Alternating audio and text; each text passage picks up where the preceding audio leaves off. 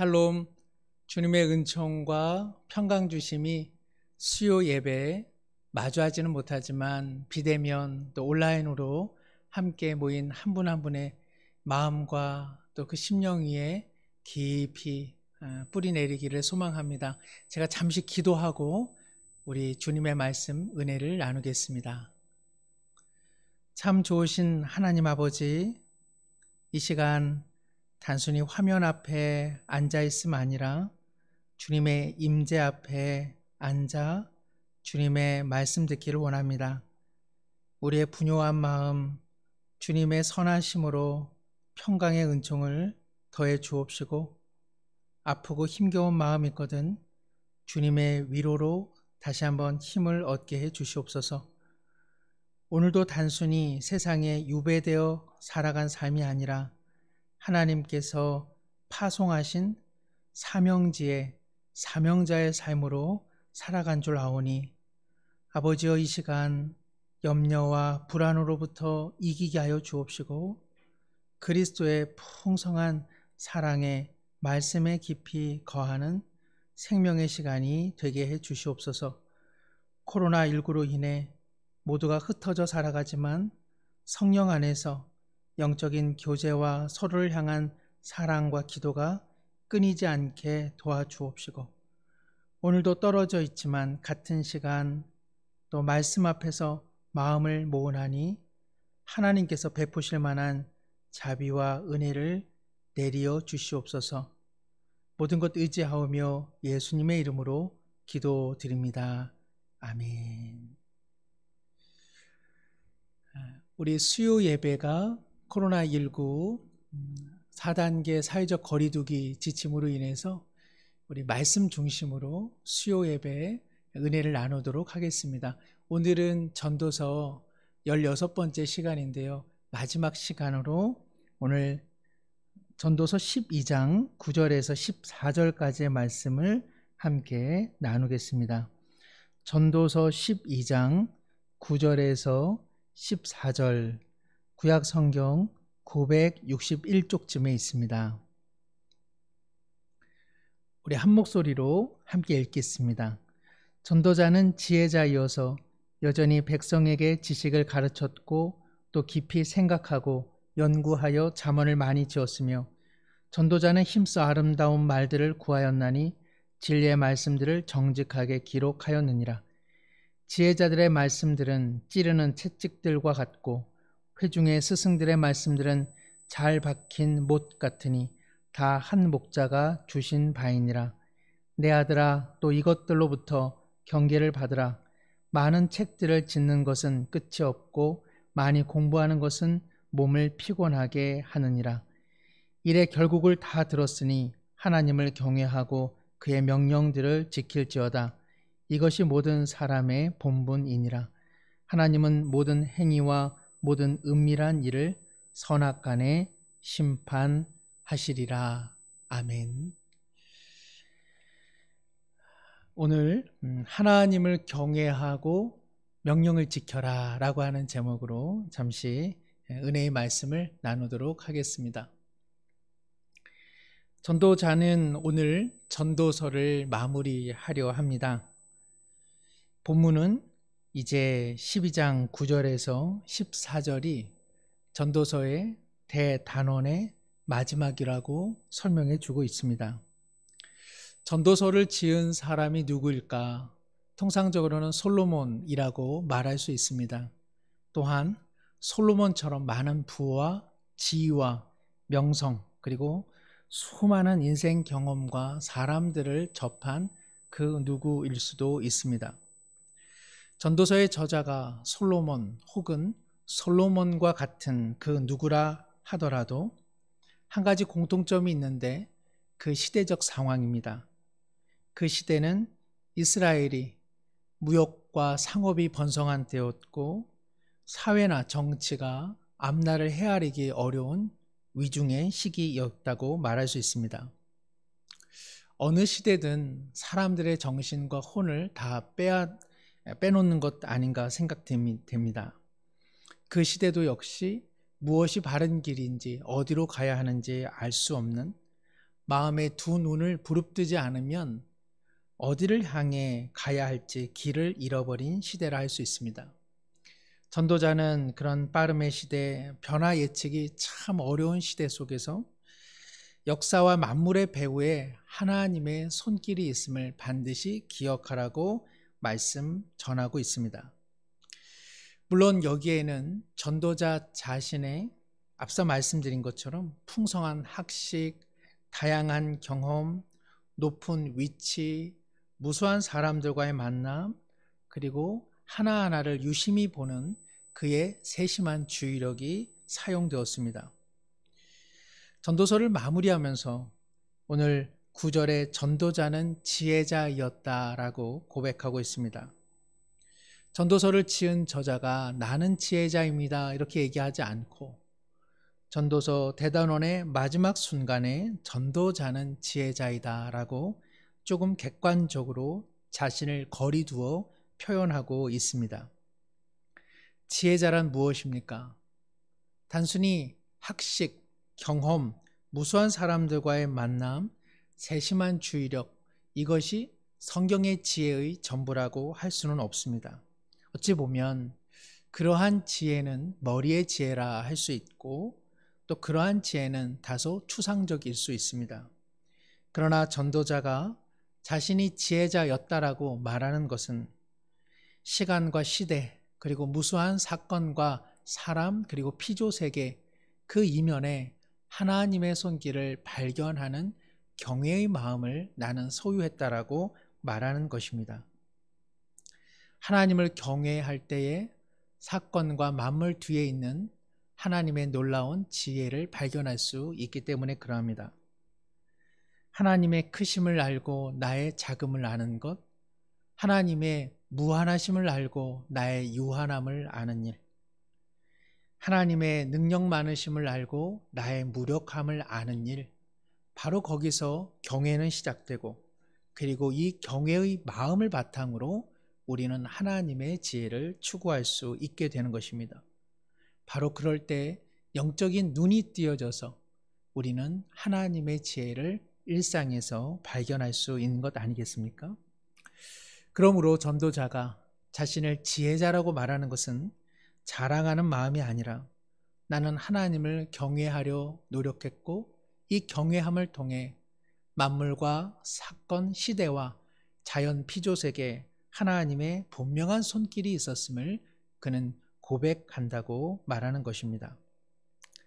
그러므로 하나님 공동체에, 하나님 나라의 공동체에 참된 지혜자는 공부를 많이 하거나 경험이 많거나 학식이 많은 사람이 아니라 그야말로 자신의 약함을 알아 하나님의 크심을 경외하고 그런 까닭에 작은 삶 속에서 무수한 만남 속에서 작은 일상 속에서조차 하나님의 손길을 부단히 찾으려고 애쓰는 사람, 그 사람을 성경은 지혜로운 사람이라고 말하는 것입니다. 구약에서 아람 장군, 오늘날로 이야기하면 시리아라고 하는 나라의 나아만이라고 하는 장군이 있었습니다. 그는 이스라엘과의 전쟁에서 큰 승리를 거둔 국가적 영웅이었습니다. 그런데 그의 삶에는 음지가 있었습니다. 화려함 뒤에는 언제나 음지가 있는 것처럼 인생의 무대 뒤에서 그는 고통을 안고 살아갔으니 그 고통의 원인은 나병, 오늘날로 이야기하면 한센시병이라고 하는 지극한 그리고 극심한 피부병이었습니다. 외적으로는 그는 국가의 영웅으로 추앙받았지만 개인적으로 그 누구도 나아만과 밀접한 접촉을 하고 싶지는 않았을 것입니다. 그런데 놀랍게도 그는 자신이 싸워서 이겼던 이스라엘의 선지자 엘리사를 통해 결국 고침을 받게 됩니다. 자신이 싸움에서 이겼던 그 나라를 통해 그의 오랫동안 고통스럽던 피부가 고침받는 역설적인 상황이 일어난 것입니다. 승승장구하는 시리아의 나아만 장군의 이 놀라운 이적 그리고 이 놀라운 치유 사건의 시작점은 무엇이었을까요? 그것은 그의 집에 있던 한 여자 종의 일로 인해서 시작되었습니다. 이 작은 여종, 이 소녀는 이스라엘 출신이었습니다. 그런데 어떻게 시리아에 오게 되었는가? 그것은 일전에 있었던 이스라엘과 그리고 아람, 즉 시리아와의 전쟁에서 패전함으로써 안타깝게도 고륙과 그리고 가족과 고향을 떠나 시리아로 포로 잡혀온 것입니다. 그런데 이 아이가 나아만의 집에서 여종 생활을 하면서 나아만 장군의 고통을 보았고 그리고 그의 슬픔을 보았습니다. 비록 자기에게는 원수 국가의 영웅이었지만 한 사람으로 보는 선한 마음을 이 여자, 소녀는 갖고 있었습니다. 그리고 끝내 자신의 여주인, 그러니까 나아만 장군의 아내에게 이렇게 말합니다. 우리 주인이 사마리아, 즉 이스라엘에 계신다면 선지자 앞에 계시면 그가 그 나병을 고쳐 주실 건데, 그렇게 이야기를 한 것이죠. 놀라운 일입니다. 이 어린 소녀는 원수 국가에 살면서도 그가 모시는 주인의 마음을 살피는 마음을 가지고 있었습니다. 또한 평소 성실한 삶의 태도를 지녔기에 나아만과 그 여주인은 이 소녀의 말을 신뢰했습니다. 그리고 이 아이는 비록 고향 이스라엘을 떠났지만 배교하는 이스라엘의 시대적 상황 속에서도 하나님을 경외하는 마음을 잃지 않았던 것입니다. 그래서 이 아이는 하나님의 사람, 이스라엘의 선지자 엘리사를 기억했고 하나님을 믿는 믿음으로 자신의 여주인과 그리고 장군에게 말을 한 것입니다. 자신이 잘못 헛된 말을 했다가는 추궁당할 것이 뻔한 상황임에도 불구하고 이 작은 소녀가 하나님과 그리고 이스라엘의 선지자를 이야기한 것은 그만한 믿음이 있었고 확신이 있었기 때문입니다. 나아만의 치유 사건의 발단은 이처럼 미천하고 비루한 한 소녀, 그 소녀는 학식도 그리고 신분도 그리고 지식도 미천하였지만 하나님을 경외하는 그 마음에서부터 놀라운 회복의 역사가 일어났습니다. 하나님을 경외하는 한 어린 소녀의 그 마음 하나가 나아만 자신의 공적을 통해서도 그리고 시리아 온 국가를 통해서도 해내지 못했던 놀라운 치유 사건의 발단이 된 것입니다. 사랑하는 성도 여러분, 길을 잃어가는 시대 속에 우리 모두도 음지를 가지고 살아가고 있지 않습니까? 어떻게 치유와 회복이 일어날 수 있습니까? 어떻게 우리는 바른 길로 돌아갈 수 있겠습니까? 그것은 하나님을 경외하는 어린 소녀와 같은 지혜의 마음, 주님을 의지하는 마음인 줄로 믿습니다. 전도서 말씀을 마무리할 때 인생은 허무하다, 이것이 전도서의 주제가 아니라 하나님 없이 살아가는 인생의 허무함을 극복하는, 즉 하나님을 경외하는 참 지혜자가 되라고 오늘 말씀하고 있는데, 우리 심령 깊은 곳에 이와 같은 주님의 은총과 그 말씀의 능력이 깨달아지기를 소망합니다. 10절의 전도자는 힘써 아름다운 말들을 구하여 이 진리의 말씀을 정직하게 기록했다고 전하고 있습니다. 여기 아름다운 말들이란 미적으로 즐거움을 주는 말들인데요. 우리는 전도서 말씀이 결코 딱딱하고 교조적이고 거칠지 않았음을 잘 압니다. 단순히 무미건조한 설명문으로 전도서는 기록되어 있지 않은 것이죠. 아시는 것처럼 전도서 기자는 만물의 피곤함과 반복됨을, 해가 뜨고 해가 지는 것, 바람이 불고 바람이 다시 돌아오는 것, 강물이 흐르고 강물이 연이어 흐르는 것, 이렇게 비유적으로 전하기도 했습니다. 또 그는 삶을 기쁨이라고 하는 선물로 이야기하기도 했죠. 그래서 허무함을 이기는 삶이란 다른 것 아니라 내일을 지나치게 준비하고 염려하지 말고 오늘 기쁨과 감사함으로 먹고 우리 자신의 일상을 누리는 것이 하나님의 선물로서의 오늘의 삶이라고 그는 이야기했습니다. 지난주 내용, 앞선 본문의 내용이기도 한데요. 전도자는 인생의 나이듦에 대해서도 상당히 재미있고 그리고 비유적으로 설명을 하지 않았습니까?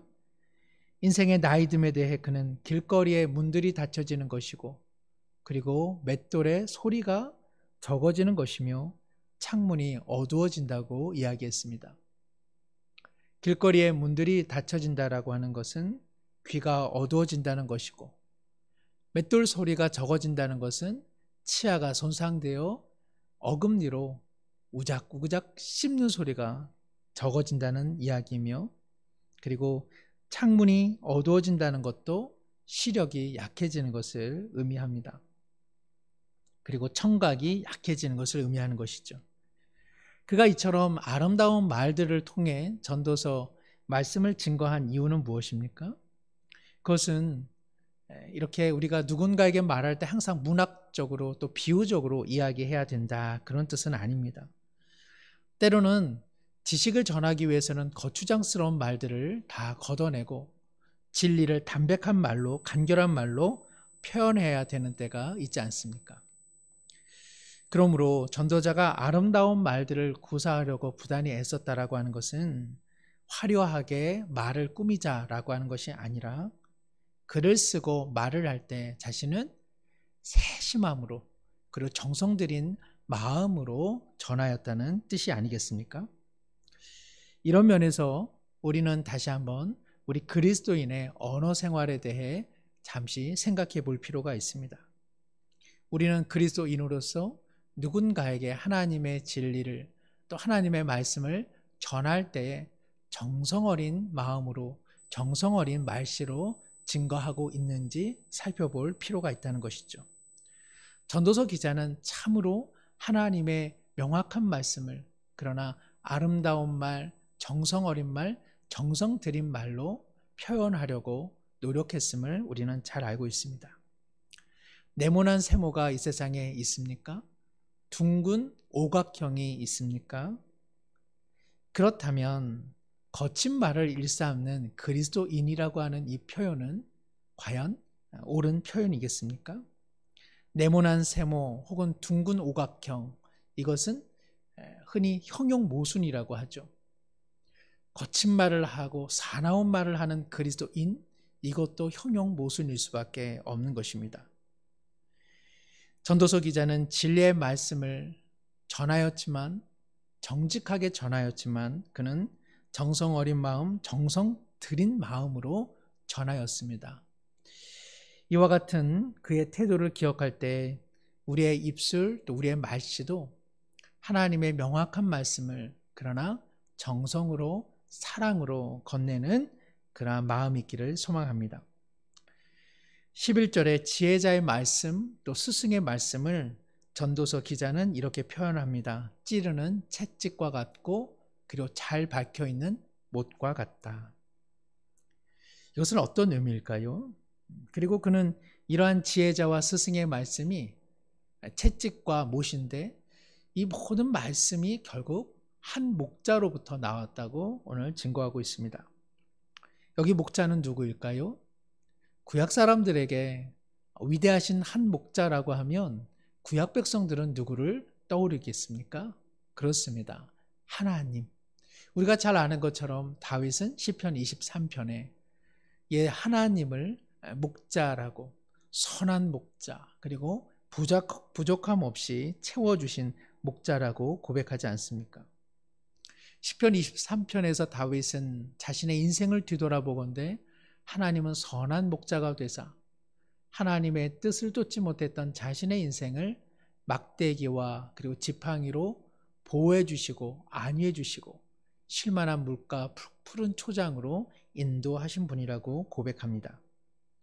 하나님은 자기 양들을 때로는 지팡이로 때로는 막대기로 인도하시면서 양들을 목초지와 샘물로 그리고 이리와 같은 맹수들로부터 보호해 주셨습니다. 그런데 오늘 전도서는 목자 되신 하나님께서 자기 백성을 인도하신 방법이 시편 23편에 막대기와 지팡이가 있다면 여기서는 채찍과 그리고 잘 박힌 못이라고 이야기하고 있습니다.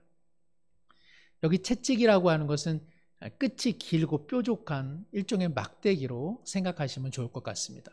양이나 가축, 짐승을 몰고자 쿡쿡 찌르면서 옳은 길, 바른 길로 가게 하는 것, 한 곳으로 모이게 하는 것, 그것이 바로 채찍이죠. 우리가 말씀을 읽고 말씀을 들은 후에 참 오늘 은혜로웠다, 내 마음에 은혜가 있었다라고 할 때는 어떤 마음이 들어서 그렇게 고백하게 되십니까?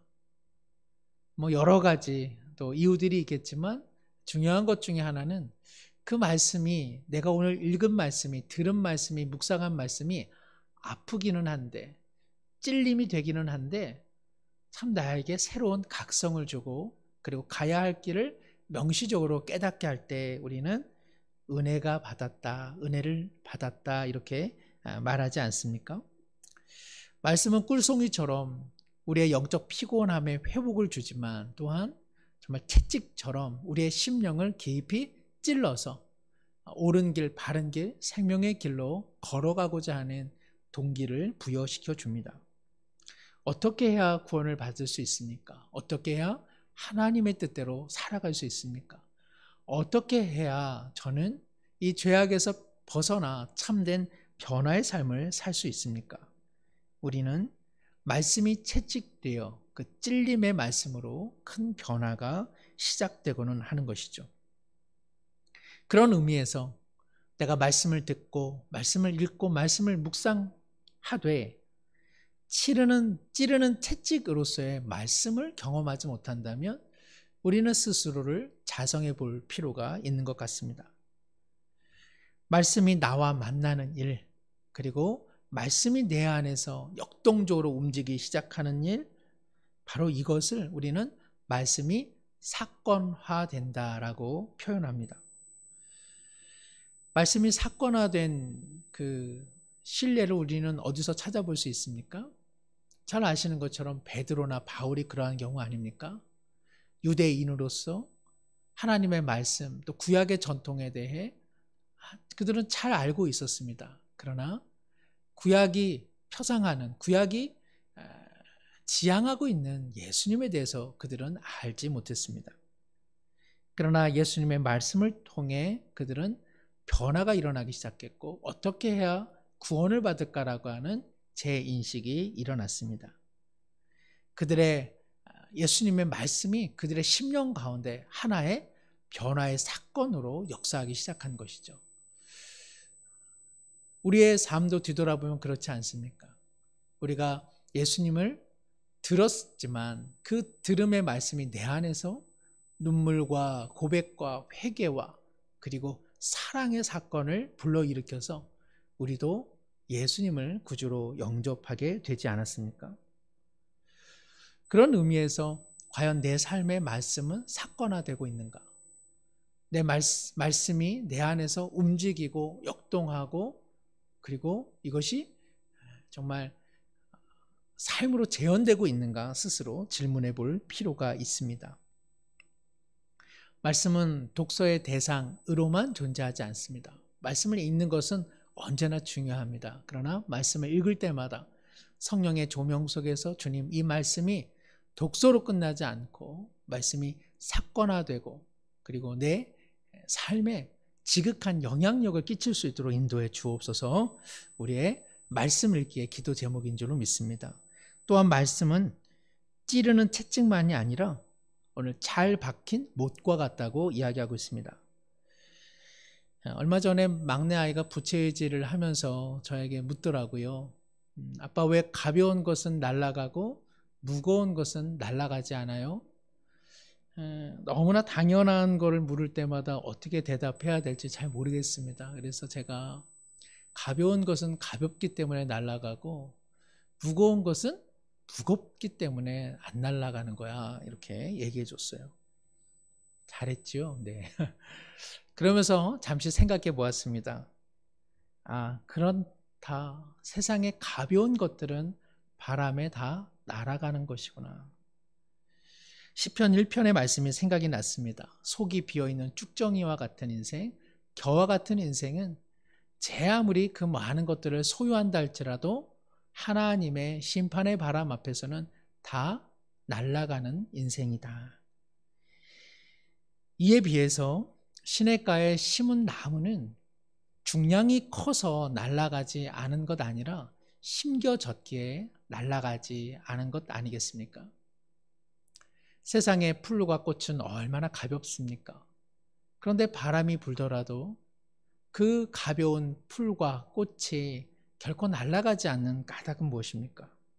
그 여린 생명들이 날아가지 않는 유일한 이유는 단단한 땅에 뿌리를 내리고 있기 때문에 그러합니다. 바람에 맞설 수 있는 힘은 얼마나 많은 것을 소유하고 있느냐에 달려있지 않은 것 같습니다. 결국 뿌리의 문제입니다. 비록 삶은 가벼울지라도 그 가벼운 삶이 학식과 그리고 경험과 지식이 풍부하지 않을지라도 하나님의 마음에 뿌리를 내리고 있는 삶이라면 결코 바람에 날아가지는 않을 것입니다. 흔들릴 수는 있지만 세상 바람에 날려가지 않을 수 있는 유일한 이유는 삶의 뿌리를 하나님의 마음에 두는 것이죠. 그래서 시냇가에 심겨진 나무가 심판을 견딜 수 있었던 것입니다. 오늘 전도서 기자는 이처럼 시냇가에 심겨진 나무와 같은 비유의 형식으로 그 인생은 하나님의 말씀으로 잘 박혀져 있다. 하나님께서 말씀의 못으로 그 인생을 하나님 마음에 딱 쿵쿵쿵 잘 박아두었다. 그 인생은 흔들리지 않는 것이라고 이야기합니다. 여기 잘 박힌 못은 천막이 바람에 날아가지 않도록 땅에 단단히 고정시킨 못을 말합니다. 즉 하나님의 마음이라고 하는 우리 존재의 근원 되시는 그 땅에 뿌리를 내리기 위해서는 하나님은 무엇을 사용하신다? 당신의 말씀으로 우리의 인생을 흔들리지 않도록 고정시키고 그리고 단단히 못 박아 두신다는 것입니다. 세상의 고통, 시련의 바람이 우리 가운데 세차게 분다 할지라도 하나님의 말씀이 못이 되어서 하나님의 땅에 하나님의 심령에 고정되어 있는 인생이라면 조금은 흔들려도 결코 뿌리가 뽑히는 일은 있지 않을 것입니다. 바라기는 코로나19로 우리 모두 힘겨운 시간들 그리고 세상의 시류와 그리고 세상의 풍파를 경험하고 있습니다. 그러나 하나님의 말씀이 거룩한 채찍이 되어 그 말씀이 사건이 되고 그리고 하나님의 말씀이 하나님의 심령 가운데 그 복의 근원 되시는 주님 마음 가운데 단단히 우리를 고정시켜줘서 우리가 인생 풍파 중에도 소망의 항구에 도착하게 될 줄 믿습니다. 우리 이와 같은 믿음으로 승리하시기를 바랍니다. 이제 12절에 전도서 기자는 전도서를 마무리하면서 다음과 같이 또 표현합니다. 많은 책을 짓는 것은 끝이 없구나. 그리고 많이 공부하는 것은 몸을 피곤하게 한다. 공부하기 싫을 때 이 말씀은 우리에게 너무나 위로가 되죠. 내가 피곤한 게 공부를 많이 해서 그렇구나. 그런데요, 사실 이 구절은 책을 쓰는 일이 피곤하고 공부하는 것도 다 허무하다. 다 필요한 일이야, 피곤한 일이야. 그 얘기가 아니라 나는 최선을 다해 이 전도서의 말씀을 기록하려고 연구하고 묵상하고 그리고 이렇게 정리했다라고 하는 그런 표현입니다. 다시 말하면 내가 할 수 있는 일은 다 했다는 것입니다. 전도서 기자는 내가 정말 하고 싶었던 그 모든 말을 내가 힘들고 피곤한 중에도 이렇게 기록하고 정리했으니 이제 이 글의 마지막 결국을 소중함으로 들어달라고 당부하고 있습니다. 그 내용은 무엇입니까? 13절에 일의 결국을 다 들었으니 내가 전도서 말씀을 통해 당신에게 전하고자 하는 모든 이야기를 이제 다 들었으니 하나님을 경외하고 그의 명령을 지키라. 이것이 본분이다.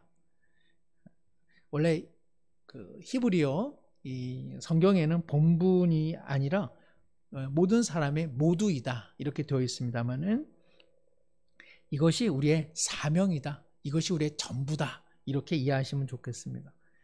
왜 그럴까요? 14절에 보니까 하나님은 모든 행위와 은밀한 가운데 선악 중에 심판하시는 분이기 때문에 하나님을 경외하고 그 명령을 지키라고 전도서 기자는 마지막으로 당부하고 있습니다. 성도 여러분, 올해 봄 2월쯤에 우리 전도서 말씀의 문을 열었습니다. 그리고 오늘이 무려 16번째입니다. 이제 문을 닫으려고 하는데요. 우리가 이 말씀 전부를 다 기억할 수도 없고요. 그리고 때로는 분주한 일상 가운데 우리가 이 모든 말씀을 준행하는 것이 때로는 현실적으로 어려운 것 아닌가 싶습니다. 그러나 우리 성경에 주님께서 주신 이 성경 말씀에 주님 오시는 그날까지 전도서 말씀은 사라지지 않을 것입니다. 그러니 우리가 전도서 말씀을 다시 묵상하고 읽을 수 있는 기회는 여전히 놓여 있습니다. 더군다나 전도서의 마지막 결론, 즉 하나님을 경외하고 그의 명령을 다 지키라고 하는 이 당부의 말씀은 단순히 전도서에만 기록된 것 아니라 구약 전체의 핵심적인 내용이라고 할 수 있습니다. 하나님을 경외하라, 그리고 그의 계명을 지키라. 이것은 구약 성경의 요체의 말씀 중에 하나인 것이죠. 더군다나 이 말씀은 신약 성경에도 반영되어 있습니다. 예수님께서는 이렇게 말씀하셨습니다. 너희가 나를 사랑하면 나의 계명을 지키리라. 요한복음 14장 5절의 말씀입니다. 너희가 나를 사랑하면 나의 계명을, 하나님의 계명을 지킬지니라. 앞서 보신 전도서 말씀, 하나님을 경외한다면 그의 명령을 지키라고 하는 것은 바로 예수님께서 하신 말씀, 하나님을 사랑하고 나를 사랑한다면 이제 하나님의 계명을 지키라. 공통적이고 또 동일한 말씀입니다. 다만 여기서 우리는 한 가지 좀 더 발전적인 주님의 마음을 확인해 볼 수 있는데, 전도서와 구약은 하나님을 경외해야 되는 까닭으로서 심판자이신 하나님을 제시하고 있습니다. 그러나 예수님께서는 경외의 마음을 사랑의 마음으로 바꾸어 말씀하시고, 그리고 우리가 그 계명을 지키는 까닭도 하나님께서 먼저 우리를 사랑하신 그 사랑 때문이라고 말씀하고 계십니다. 심판의 두려움 때문에 하나님의 말씀을 지키라고 하는 것이 아니라 하나님의 말씀을 지켜낼 수 없는 우리를 자신의 몸을 통해 하나님의 자녀가 되게 했으니 그 십자가의 사랑, 그 하나님의 내어주심, 그 사랑에 힘입어 계명을 지키라고 초청하고 계시는 것입니다. 그렇습니다. 우리는 계명을 통해서 하나님의 사랑을 받아내는 사람들이 아닙니다. 우리는 먼저 사랑하신 하나님의 사랑에 감동되고 감격해 그 말씀을 따르는 것이요, 그리고 그 말씀을 따를 수 있는 힘과 동력조차도 오직 하나님의 사랑을 통해서 공급받는 줄로 믿습니다.